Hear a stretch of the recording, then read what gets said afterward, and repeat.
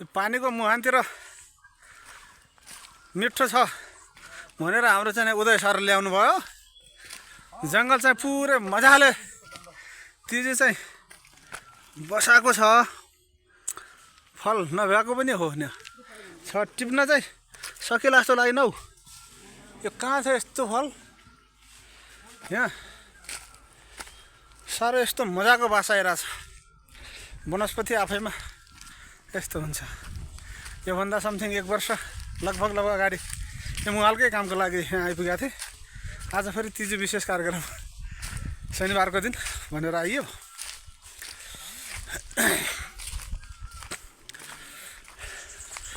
राजा केही फल पर्ला जस्तो छ छैन?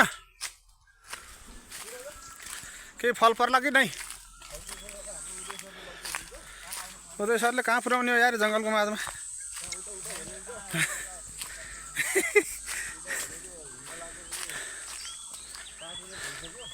यो प्लास्टिक आज भरेला जस्तो लाग्दैन मलाई।